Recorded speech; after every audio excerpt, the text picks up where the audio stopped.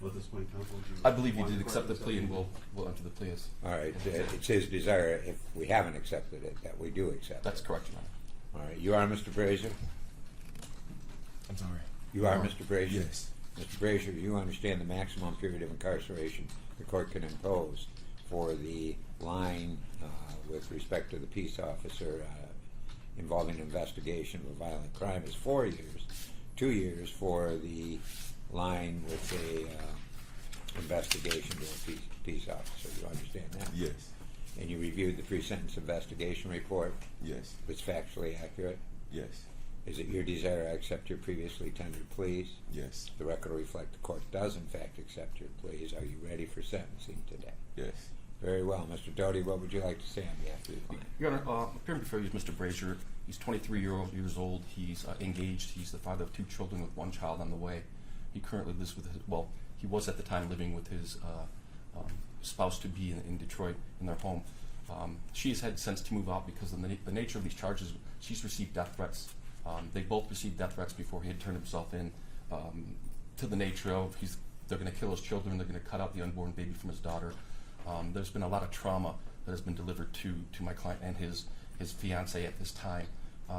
So what we respectively request, Your Honor, that you would accept the recommendation of the probation department for the 150 days in Macomb County Jail credit for 66 days served and the 18 months probation.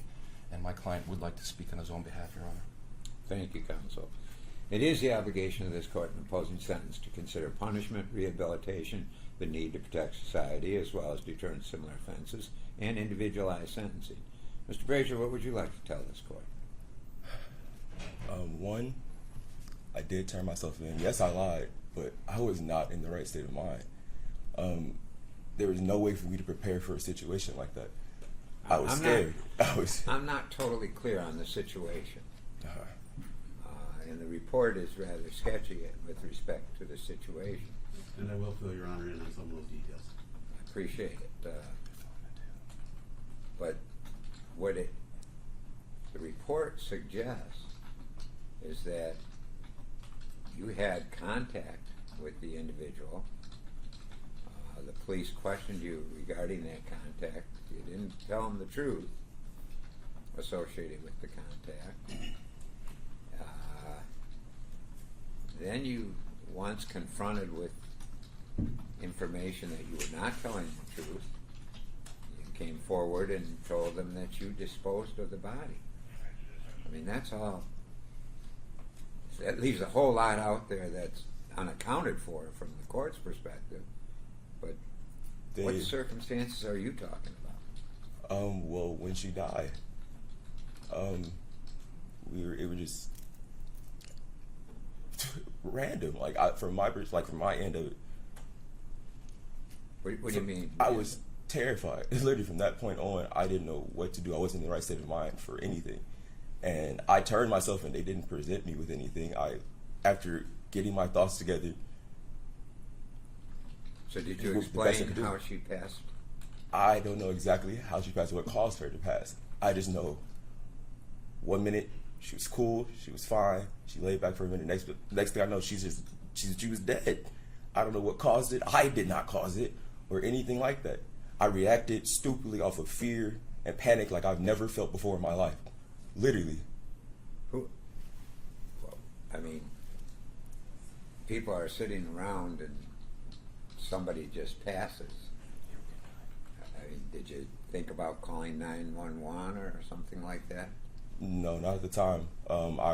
We were smoking. We were on marijuana as well. So my mental state wasn't in any logical spectrum. I was just immediately just terrified. That's the only words I can use to describe the moment. Are you telling me that you're stoned, she's stoned, you think she dies, and then you dispose of the body? Just like that? That was your choice? I sat for a minute and I didn't know what to do. I just did not know what to do. It's like... I mean, the first thing that came to your mind, I'm trying to understand with the limited information I have, that this person passed away in your presence, and your first thought is, well, I got to get rid of the body. My first thought was, how bad it looked to start with. It's like, how do I explain like what happened? I don't know why she died or what it caused her to die. And just a lot of possibility just popped in my head, and I was just reacting off of just innate fear. Just, I don't know. Literally, I don't do anything. I just didn't know what to do. Literally, I literally did not know what to do. I sat for at least 10 minutes sitting there. Like, what do I do? Who do I call? My kids are upstairs. We just got into this place after struggling for like 2 years to get it, and everything is falling down. I won't have any conversation in this court. And I wish I could take it back. I would have called the ambulance, called her mom, because her mom is so sweet. Her mom is so sweet. And I just knew.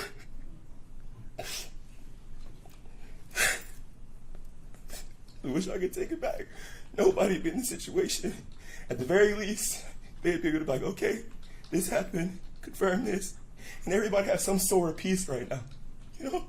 But I just didn't know what to do. It's not something, you know, like I said, in life, you try to mentally prep for a lot of situations. But when one that you just would never have even thought to happen just happens, and you're like, wow, immediately the first thing comes to your mind is everything about to lose, how it's about to affect your kids, your life in general. And then after that, how it's flipped when whoever, it's like play telephone and change many times. Facebook, everything, just a lot hitting me at once. So I had to just take time and try to get my thoughts together, because I was on panic mode ever since that happened. Her mom at one point talked to me, and I couldn't bring myself to, like, your daughter just died. What do I do? And I can't even explain it. What happened? I just can tell you my honest reaction.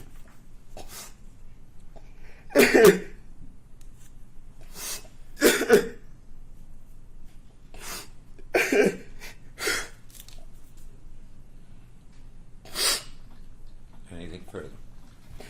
You know, on my client's behalf, Your Honor, I can say this: every interaction I've had with him, whether it's over the phone, via Zoom, or personal jail visits, is the same reaction. He wish he could take it all back.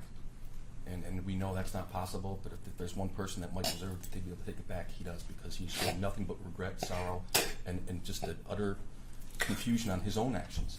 You know, he expressed to me on multiple occasions, I can't believe I did what I did. I still can't believe it, because I'm not that person. And I don't believe a lot of my clients, because they're always just trying to get over, trying to decrease their time in jail or prison or whatever it might be. This gentleman's not one of those persons. Very well, Mr. Prosecutor. Thank you, Judge. And Sarah Milton, Zian Foster's mother, would like to speak. I don't know if Your Honor wants to hear from me before or after she speaks. They should speak first. Counsel, why don't you guys step over here? Here you go. Just face the judge.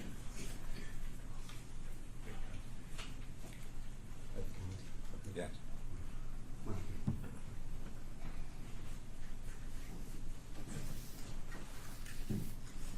Can I have you state your name, please? Sierra Milton. Ms. Melton, what would you like to tell me today?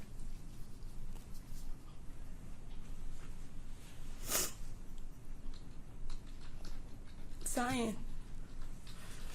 She just turned 17 in November.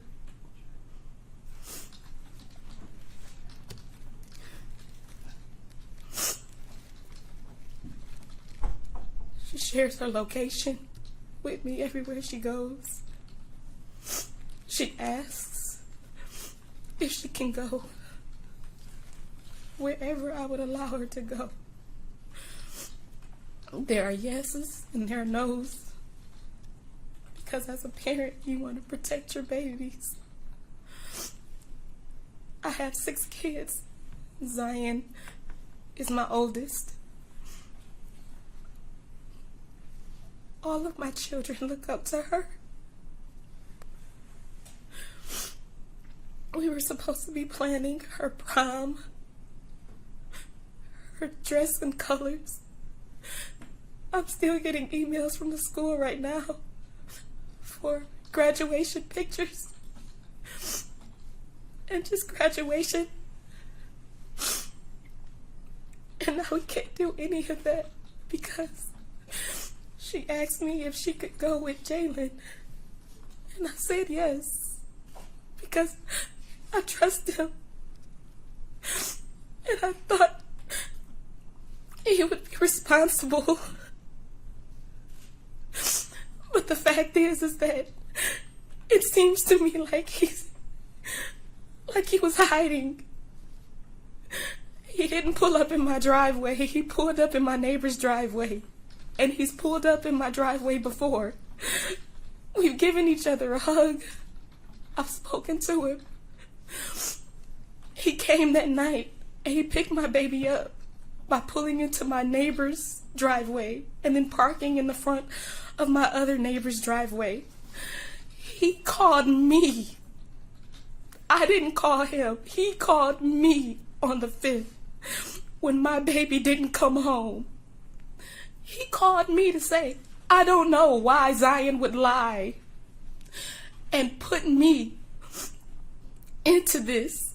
I haven't seen her in years. I haven't seen her in months. And I'm like, what? It wasn't too long ago that I saw you.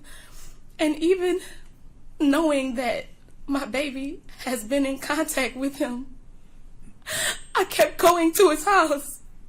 I just wanted him to tell me the truth. I stayed up for nights, for days, panicking and being so fearful. God, please don't let my baby be dead. Please, God, don't let my baby be just thrown away like she's nothing. These are the things that I prayed. I was fasting, my children not getting sleep, not eating, can't go to work. I'm a single parent. Everything that I do is for my children. Every ounce of money and time or whatever and energy is for them. It's to make sure that they're good. It's to make sure that they're surrounded by people that love them and protect them. And so, yes, Zion, you can go with your cousin who you have in your phone as Favo because he's your favorite on that side of the family. And to say, you panicked. Then why didn't you think about my baby? What if you were so high you didn't know she was alive? And you just threw her in a dumpster in the cold without a coat? And if that's the case, that means that my baby was crushed in the process of how trash is taken and picked up and placed in a landfill where she will never be found. I will never know. I will never know. I won't get to see my baby again. And as far as the many times that I went to his house during the search, Your Honor, he helped me post flyers of my baby in his neighborhood, on the corner of his house, the street that he lives. He told me, along with his mother, I would not lie to you. I know this has got to be really fearful for you. But I'm telling you, I have not seen her. I have not been around her. His mother said, my baby wouldn't lie to me. And so now everybody is suffering. My children are suffering. And they have to grow up knowing that their cousin did something this awful, and that their big sister isn't there anymore. And we have so many events and so many life changes that are happening now. My son came to his house and he didn't recognize him, but my son was so angry and he just knocked at the door and was like, is Zion here? Is Zion here? You could have came and said something. You could have called 911. You could have called your mom. You could have called relatives that are all around. Somebody could have helped. Somebody could have known something. But it seems like more than just a panic. It seems like you did something or you gave something. Because why, if you love her, if she says that she loves you and she always does, and you say that you love her, then why? How is it that someone that can love someone could just dispose of them in trash like she's nothing? And then come with me and post flyers and reach out to me and tell me, I don't know. I know you're looking for Zion, but I don't know. I haven't seen her. I haven't spoke to her, and I don't know why she would use me. Why lie?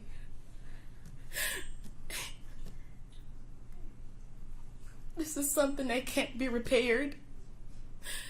She cannot be replaced. This cannot be rectified. And we will never have closure.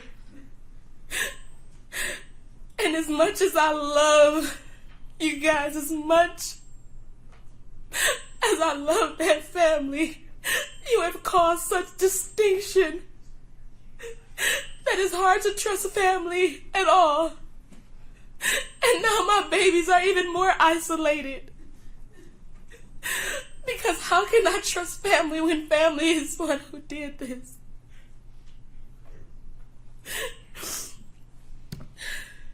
I will never forgive you, Jaylin.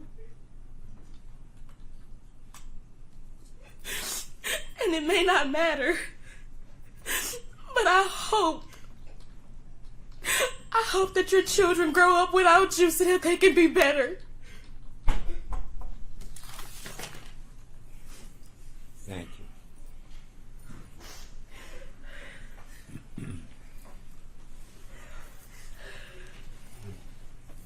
Your Honor, I won't make an emotional argument. Nothing can follow that. But Your Honor should be aware of some more of the facts, because I will be making an argument to exceed guidelines, and there's a basis to do so.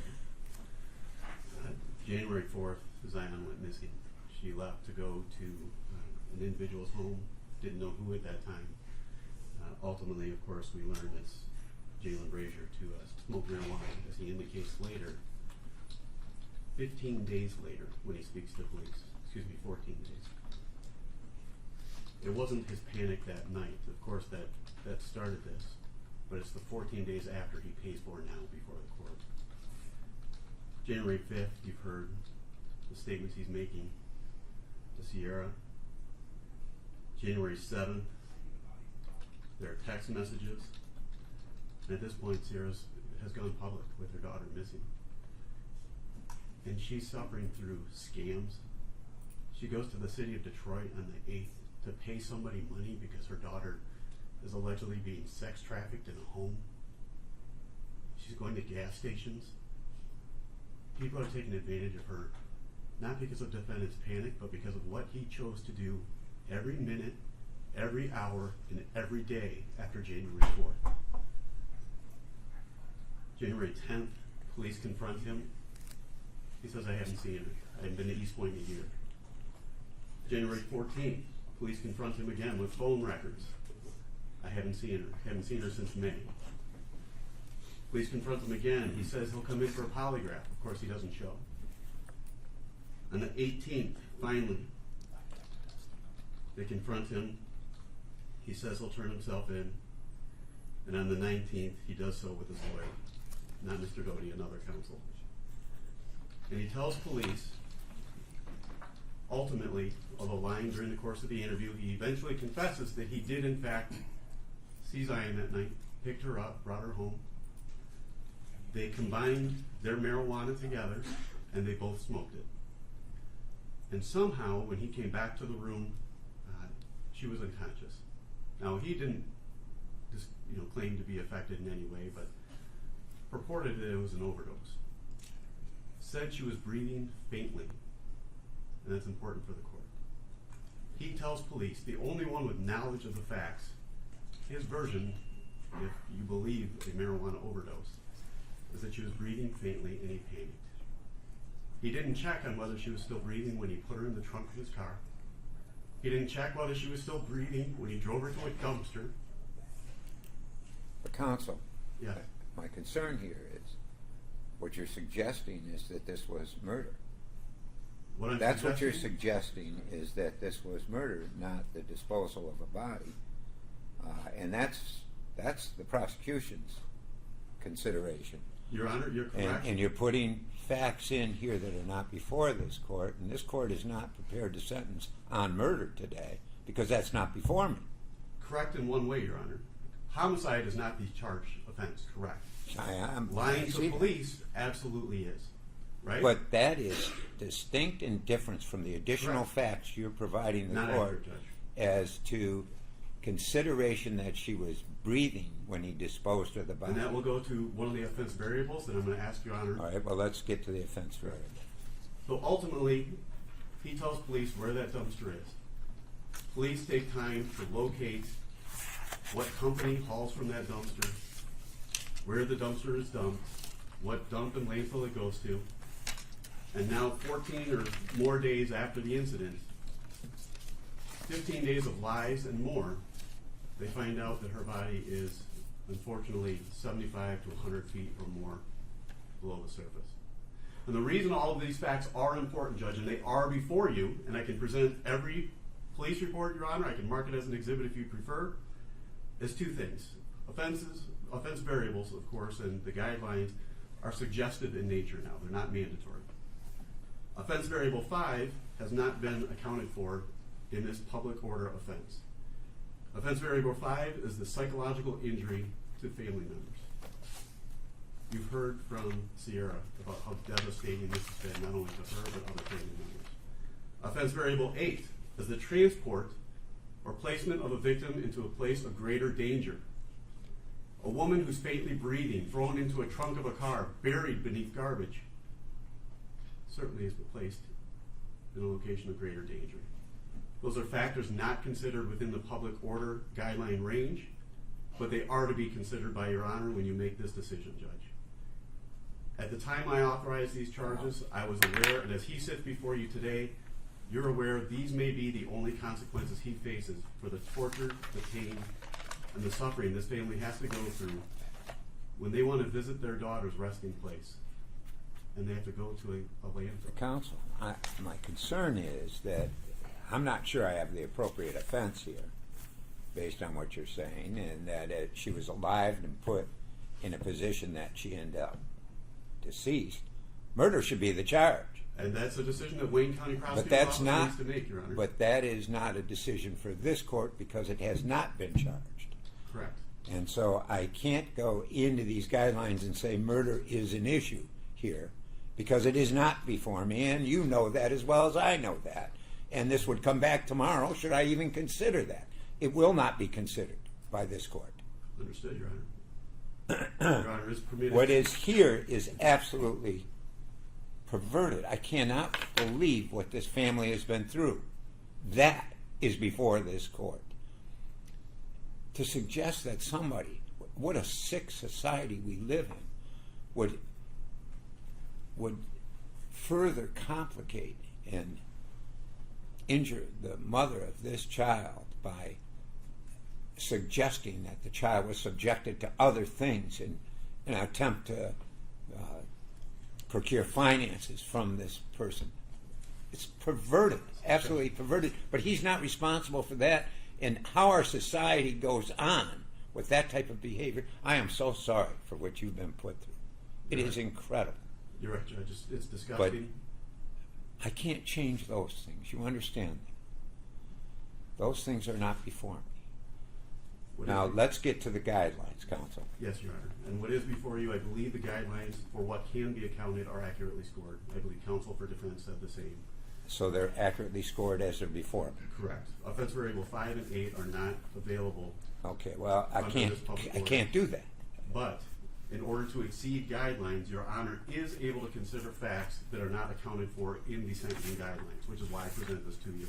I'm asking Your Honor to hold the defendant accountable, not just for his panic, but for what he did every day thereafter, for the lies he told, and for the suffering this family is going to have to deal with for the rest of their lives. Your Thank Honor, you, counsel. 32 months to 48 months in the Thank you, Michigan counsel. Department of Corrections. It is the obligation of this court in imposing sentence to consider punishment, rehabilitation, the need to protect society, as well as deterrent similar offenses and individualized sentencing. What happened there, I have no idea. None.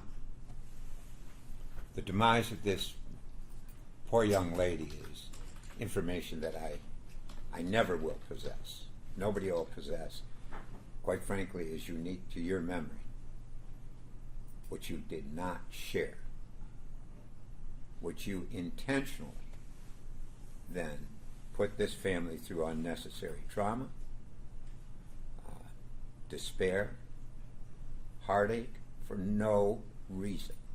By your own admission to this court today, I knew what happened to her, and I chose to conceal it, to perpetuate the false statement on this family, while they participated with the falsehood that you created, that she was out there somewhere. That's just incredible. Absolutely incredible. I cannot do anything to remedy what occurred. I am so sorry for what has happened to you. But you need to be punished. As I indicate before each sentencing, it is the obligation of this court in imposing sentence to consider punishment, rehabilitation, the need to protect society, and deterrence from similar offenses. Your failure to be honest and truthful in preventing, I don't know, maybe preventing certainly further pain and suffering from the family, requires punishment. Probation, you've recommended that he be afforded probation. That's not appropriate here. He's going to prison today. And the prison sentence here hardly reflects the injury that you've accomplished. The guidelines are appropriate, however, under these circumstances, and the court will stay within the guidelines. And I am only considering the facts that are known and presented to this court and are not in dispute. Other matters that have been brought to this court's attention for which there is no basis and would require a hearing are not considered by this court. Therefore, it is a sentence of this court that Mr. Brazier, you be remanded to the custody of the Michigan Department of Corrections for a period of 23 months to 4 years on count 1, and on count 2, what's his credit? 66. On count 2, 66 days. Credit for 66 days. He's got a total of $136 state court cost, $130 crime victim right assessment, $250 circuit court cost. And Mr. Doty, your attorney fee is $925. $975. You're entitled to appellate review of your conviction and sentence in this matter by way of application for leave to appeal. If you're financially unable to afford an attorney, the court will appoint an attorney to represent you. You have 6 months from date of sentencing to request a court-appointed attorney. You're being handed a form you should use if you want the court to appoint you an attorney. Do you acknowledge receipt of the form? My client has received and signed the form, Your Honor. Bond is canceled. There's no motion. That Matter. concludes this matter. I wish you the best, and you have to be strong for you and your family. You have been, and I know you have been, and nobody can fully appreciate what you've endured. I wish you the best. Thank you, Judge. All set, Judge? All set.